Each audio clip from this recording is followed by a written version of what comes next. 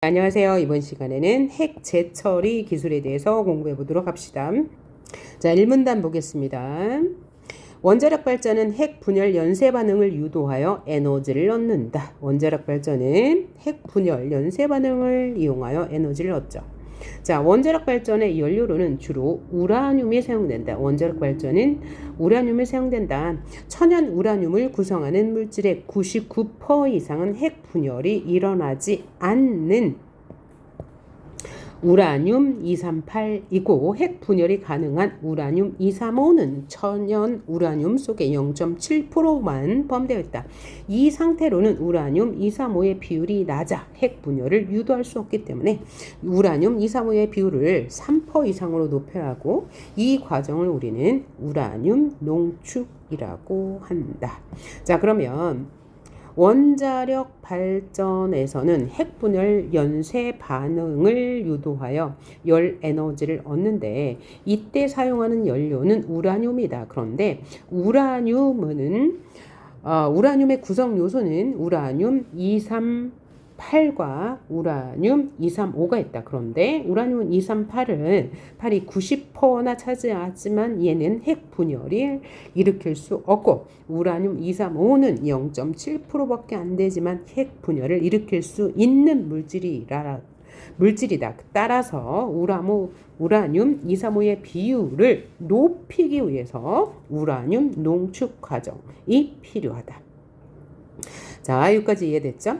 우라늄 235의 비율을 3에서 5%로 높여 원기둥 모양의 연료봉으로 만든 후에 이를 다시 다발로 묶어서 핵 연료를 만든다. 이렇게 만들어진 핵 연료를 원자로에 넣고 중성자를 충돌시켜 핵 분열을 유도한다. 그러니까 핵 분열이 되려면 두 가지가 필요하네. 우라늄 235와 중성자가 필요한 거죠. 이렇게 원자로에 놓은 핵 연료의 우라늄 235의 비율이 낮아져서 반응력이 떨어져요. 우라늄 235의 비율이 아까 3에서 5% 정도 만든다고 했죠. 이것을 우라늄 농축 과정을 거쳐서. 그런데 그러니까 원자로에 들어간 핵 연료 우라늄 235의 비율이 낮아지면 반응력이 떨어지는데, 이렇게 되면 원자로에서 이 우라늄 235를 꺼낸대요. 이것을 사용 후 핵 연료라고 하는데, 그러면 사용 후 핵 연료는 우라늄 235만 있냐? 그것은 아니래요. 그럼 뭐가 있냐? 사용 후 핵 연료에는 핵 분열이 일어나지 않는 우라늄 235가 남아 있고, 또 우라늄 238이 90% 정도가 있다고 했는데, 이 우라늄 238이 아까 중성자와 충돌한다고 그랬죠. 중성자와 충돌하여 반응하여 새로운 물질이 만들어지는데, 그것이 바로 플루토늄 239이다 라고 했어요. 그러니까 플루토늄 239, 그 다음에 우라늄 235, 그 외의 핵물질들이 다 뭐다? 사용 후 핵 연료들이다. 자, 이 중에서 우라늄 235와 플루토늄 239는 핵 분열을 일으킬 수 있는 물질이므로 사용 후 핵 연료에서 추출한 후에 원자력 발전의 연료로 뭐한다? 재사용할 수 있다. 이 분리 공정을 핵 재처리 기술이라고 한다. 자, 그러면 키워드는 핵 재처리 기술인데, 그럼 한마디로 말하면 핵 재처리 기술이란 핵 사용 후에 핵 분열을 일으킬 수 있는 물질을 추출하는 공정을 말한다. 자, 그럼 1문단은 핵 재처리라고 한다라고 해서 내용 전개 방식 정의 있고, 정의가 하나 더 있죠. 우라늄 농축이라고 한다. 정의 방법 있고, 또 하나 우라늄의 구성 요소를 두 개로 분류해서 설명하고 있죠. 자, 우라늄 구성 요소는 우라늄 235는 7%밖에 안 돼요. 얘는 핵 분열을 일으키는 물질이고, 우라늄 238은 90%나 되는데 핵 분열을 일으키지 않아요. 그래서 우라늄 235를 늘리기 위해서, 비율을 늘리기 위해서 우라늄 농축 과정이 필요하다. 이렇게 우라늄 농축 과정을 통해서 핵 우라늄 235의 비율을 3에서 5% 정도로 높인 다음에 연료봉을 만들고 이것을 다발로 묶어서 핵연료를 만든 다음 이것을 원자로에 놓고 중성자와 충돌시키면 핵 분열이 유도되고 이로 인해서 에너지를 얻는데요. 자, 이렇게 핵 분열이 일어난 후에는 사용 후 핵연료가 남는데 그 핵연료는 우라늄 235도 남아있고 또 하나는 아까 핵분열을 일으키지 않는 우라늄 238이 중성자와 충돌하여 만든 플루토늄 239가 있다. 자, 그래서 플루토늄 239와 우라늄 235는 재사용할 수 있는데 이것을 처리하는 공정을 핵재처리라고 한다. 라고 1문단에서 얘기했네요. 그럼 두 번째 문단 봅시다.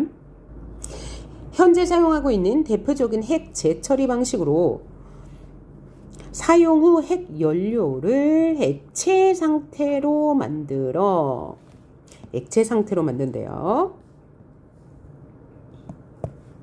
액체 상태로 만든 후에 우라늄 235와 플루토늄 239를 축출하는 퓨렉스 공법이 있다.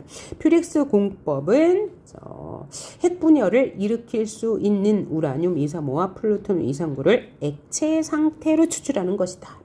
그러면 퓨렉스 공법은 먼저 사용 후 핵연료를 해체한대요. 그 다음에 연료봉을 만들어요. 연료봉을 작게 전달해. 이게 퓨렉스 공법의 첫 번째 공정. 그 다음 두 번째 공정, 절단한 연료봉을 절단한대요. 90도 정도의 질산용액에 담가 녹인대요. 녹인다. 다른 말로 융해한다. 이후 질산에 녹인 핵연료를 유기용매인 TBP 용액과 접촉시키면 TBP 용액이 필요하네요. 우라늄 235와 플루토늄 239는 TBP 용액에 달라붙고 나머지 핵물질들은 질산 용액에 남아서 TBP 용액에 달라붙은 우라늄 235와 플루토늄 239를 추출하는 것이죠. 그 이후에 산화 및 환원 반응을 통해 우라늄 235와 플루토늄 239를 뭐한다? 상호 분리한다. 상호 분리는 산화 및 환원 과정을 거쳐야 하네요. 자, 이렇게 퓨렉스 공법은 공정을 반복할 때마다 더 많은 양과 더 높은 순도의 우라늄 235와 플루토늄 239를 얻을 수 있다. 공정을 반복할수록 더 많은 핵연료를 얻을 수 있는 거네요. 우라늄 235는 기존의 원자로에 넣어서 원자력 발전이 가능하대요. 자, 기존의 원자로에 넣어서 원자력 발전이 가능해. 그러니까 바로 재사용할 수 있어. 그런데 플루토늄 239는 고속 증식로에서만 사용 가능하다. 고속 증식로는 안전성이 부족하여 폭발의 위험성이 크기 때문에 아직 실용화되지 못하고 있다. 자, 고속 증식로에서만 사용 가능한 우라늄 239는 현재 사용하지 못하고 있어요. 왜냐하면 안전성이 부족하기 때문이래요. 자, 그러면 퓨렉스 공법은 현재 사용하고 있는 거죠. 그리고 플루토늄 239는 또 하나의 문제점이 있는데 그건 뭐냐? 핵무기의 연료로 사용되기 때문에 국제적으로 민감한 문제가 된다. 자, 따라서 봐봐요. 플루토늄 239는 원래는 없던 물질인데 핵 분열 과정에서 우라늄 239와 중성자가 충돌하여 만들어진 물질이에요. 그런데 얘는 핵 분열을 일으킬 수 있대요. 그래서 따로 추출하는 핵 재처리 과정이 필요한데 그런데 한계가 뭐냐? 이 우라늄 239는 고속 증식로에서만 사용 가능한데 이 고속 증식로는 안전성에 문제가 있다. 그래서 폭발의 위험성이 크다. 그래서 실용화되지 못하고 또 하나의 문제점은 이게 문제점 1, 한계 1이죠. 한계 2는 뭐냐? 이 플루토늄 239는 핵무기의 연료로 사용되기 때문에 민감한 문제다. 라고 말하고 있네요. 그래서 두 번째 문단은 퓨렉스 공법에 대한 설명, 과정과 특징에 대해서 설명해 줬어요.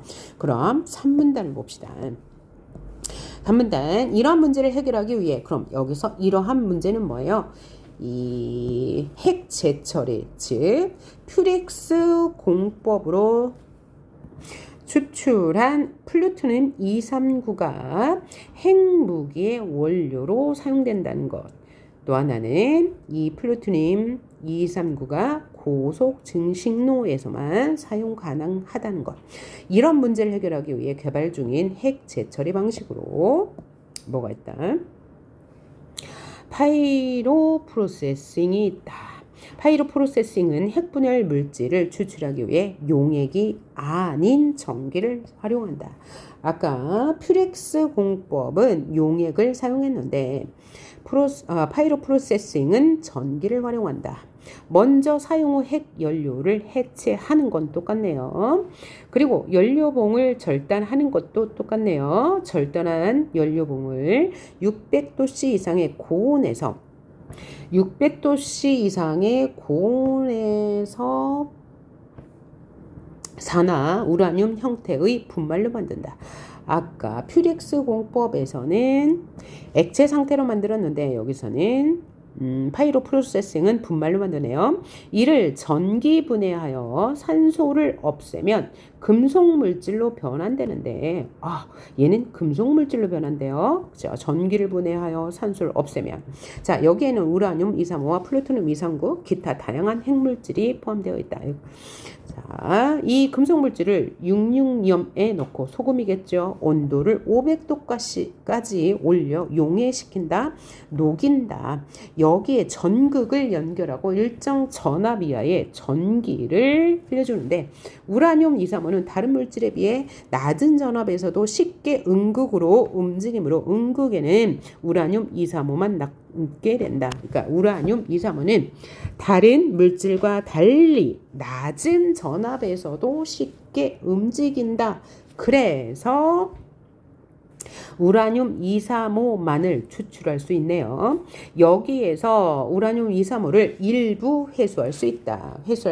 추출할 수 있다. 이후 전압을 올리면, 그러니까 우라늄 235를 먼저 회수한 다음에 전압을 올리면 남아있던 우라늄 235와 플루토늄 239 또 다른 핵물질들이 음극으로 와서 달라붙게 된다.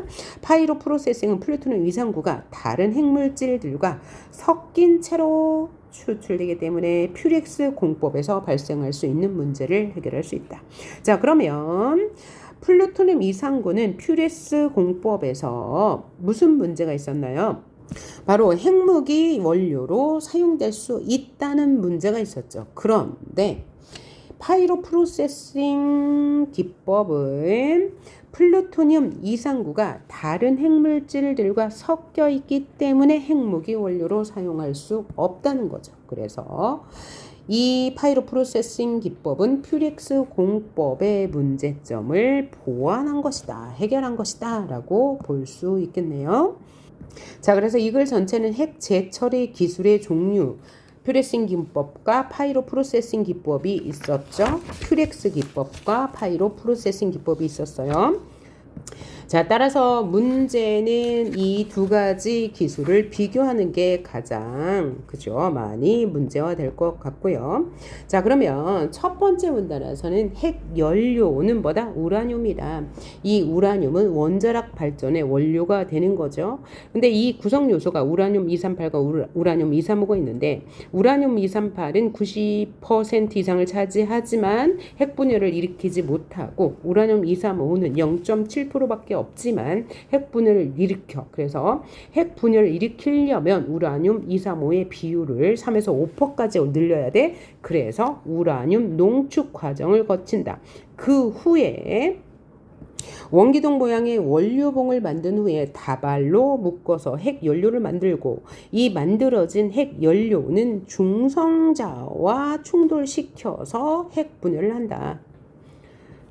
핵 분열을 하고 남은 연료를 사용 후 연료라고 하는데, 사용 후 연료는 여러 가지가 있는데 이 중에서도 플루토늄 이상구와 우라늄 235는 핵 분열을 일으킬 수 있으므로 따로 추출해야 하는데 이 공정을 핵 재처리 과정이라고 한다. 핵 재처리 과정 중에 첫 번째 퓨렉스 공법은 현재 사용하고 있는 대표적인 방식으로 액체 상태로 만든 후에 우라늄 235와 플루토늄 239가 따로따로 추출되기 때문에 문제가 되는데, 왜냐하면 플루토늄 이상구는 핵무기의 원료가 되기 때문이다. 그리고 세부 내용 확인하는 문제, 퓨렉스 공법의 과정도 알아야 되겠네요. 확인하면 될 거고, 지문을 보면서. 그 다음에 파이로 프로세싱은 이 퓨렉스 공법의 한계를 해결하기 위해 지금 개발되고 있는 기술인데 아직 실용화되진 못하고 있다. 그러면 그 문제가 뭐냐? 자, 여기 재처리 과정에서 추출된 플루토늄 239가 핵무기의 원료로 사용될 수 있기 때문이죠. 그래서 그것을 해결하기 위해서 파이로 프로세싱 기법이 지금 연구 중이다. 파이로 프로세싱 기법은 퓨렉스 기법과 달리 액체로 만들지 않고 전기를 활용한다. 이 전기를 활용하여서 분말로 만든 다음에 이거 다시 산소를 없애면 금속 물질로 변한다. 이 금속 물질이 육육염에 들어가 온도를 높이면 그 후에 전극을 또 연결하여 전기를 흘려주면 우라늄 235는 음극으로 달라붙게 돼서 이 우라늄 235를 먼저 추출하고 그 이후에 전압을 다시 올려주면 나머지 물질들이 섞인다. 그래서 플루토늄 239가 다른 물질과 섞이기 때문에 핵무기 연료로 사용되지 않아. 그래서 퓨렉스 공법의 한계를 해결할 수 있다. 하지만 아직 현실화되지는 못했다라고 이야기하고 있네요. 자, 그러면 문제를 풀어보시길 바랍니다. 수고하셨습니다.